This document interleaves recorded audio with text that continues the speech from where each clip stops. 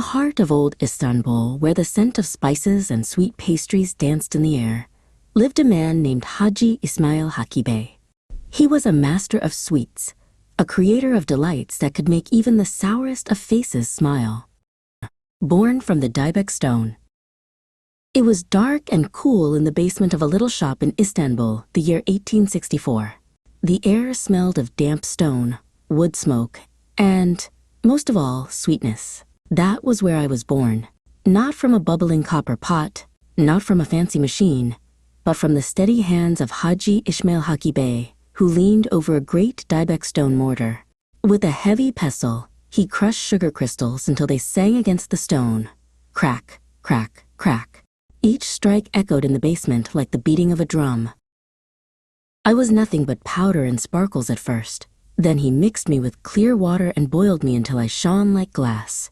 Slowly, I hardened and cooled into rock candy, glittering in the dim light like a jewel. That was me, one small piece among many, lined up on wooden boards to dry. The basement hummed with patience. Above us, footsteps passed by, carts rattled, vendors called out, "Chestnuts, fresh bread, hot tea." But down here, it was only the master, the stone, and the sugar. I remember the moment he lifted me to the light, turning me between his fingers. His eyes crinkled in pride. "Sweetness," he whispered, almost to himself. "Let's see if you can make people smile." And so I waited, glittering in the shadows, dreaming of the day I would leave this basement and taste the world above. I was rock candy, the very first creation of Hafiz Mustafa's shop, and my long, sweet journey was only beginning.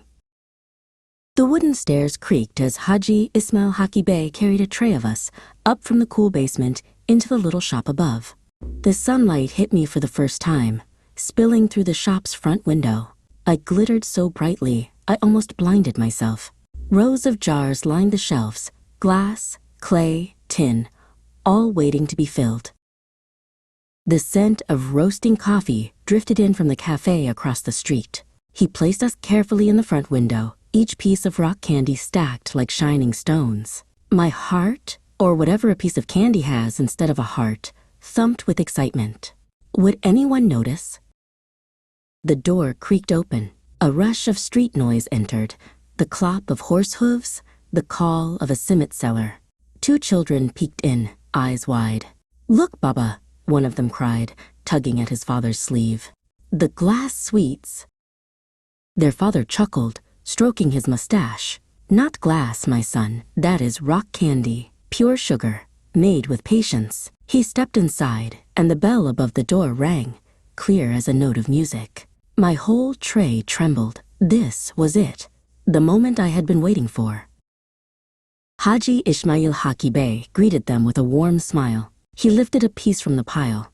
Oh no, it was me. My sugar sparkled in his hand.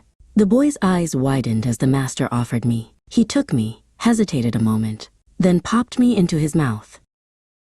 Crunch. His face lit up with wonder. "Sweet," he gasped. His sister clapped her hands, demanding one too.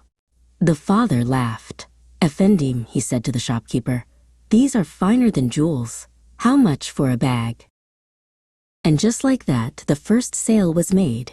I melted away in that boy's mouth, happy as sugar could be. From that day forward, the little shop was never quiet again, a place where a simple piece of sugar could bring a moment of pure, glittering joy. The sweet legacy of Istanbul. Hadji İsmail Hakkı Bey had a son named Hafiz Mustafa. From a young age, Hafiz Mustafa would watch his father at work, his eyes wide with wonder. He loved the sweet smells, the sticky textures, and the happy faces of the customers. "One day, my son," Hadji İsmail Hakkı Bey would say, "all of this will be yours. But first, you must learn the secrets of the sweets. You must learn to listen to the sugar, to understand the whispers of the honey." Hafiz Mustafa was a good student. He learned to grind the pistachios just right, to simmer the syrup to the perfect consistency, and to fold the phyllo dough so thin it was almost transparent. Years passed, and Hafiz Mustafa grew into a fine young man. He worked alongside his father, his hands as skilled as the master's. The sweet shop flourished, and their reputation grew far and wide. But Hadji İsmail Hakkı Bey was getting old. His hands, once so steady, now trembled a little. His steps, once so sure, were now a little slower. One day, he called his son to his side. "Hafiz Mustafa," he said, his voice soft but clear, "the time has come for me to rest. The sweet shop is yours now. Carry on the tradition and make me proud." Hafiz Mustafa took his father's hand. "I will, father," he promised. "I will make the sweetest sweets in all of Istanbul, and I will never forget the secrets you taught me."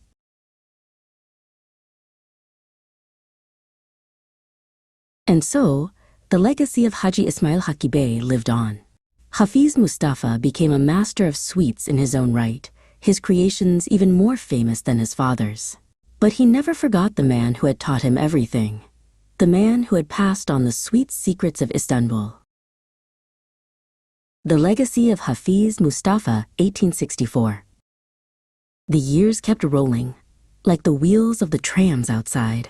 I had seen horses pulling the old wooden carriages, and then the new red trams rattling proudly down the street. I had seen sultans pass away, and a republic rise in their place. Through it all, Hafiz Mustafa's doors never closed. After Hafiz Mustafa's voice no longer called from the mosque, another voice stepped forward, his son, Shamil Bey. Shamil worked with the same care as his father and grandfather, but he also dreamed in chocolate. "Sugar and cocoa," he said one evening, "can speak a new language together." And so he created his own brand, Sikolat Shamil. The people trusted it instantly, because they knew the family name. With every bite, the reputation grew, as sweet and solid as the sugar in the Dibek stone. By then, I had lost count of how many generations of children had pressed their noses to the shop window. Some wore fezzes, others wore modern hats, and now, even school uniforms. The city changed, the country changed, but the sweets stayed true. Ownership shifted hands as the decades passed, like the trays carried from basement to shop front. Yet the recipes, the craft, the soul of the place, those remained untouched.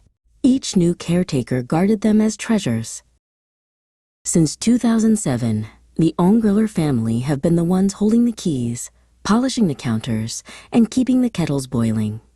But if you ask me, the spirit of Hadji İsmail Hakkı Bey still lingers in the basement where sugar first met the Dibek stone. They call it traditionalist innovation. I like the sound of that. Old recipes remembered, new tastes discovered, always balanced, always Hafiz Mustafa.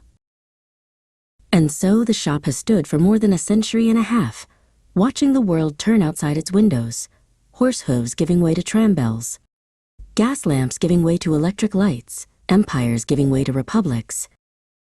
But every day, from the 1860s until now, the taste of Hafiz Mustafa has remained the same, sweet, honest, unforgettable. The sweetness of time.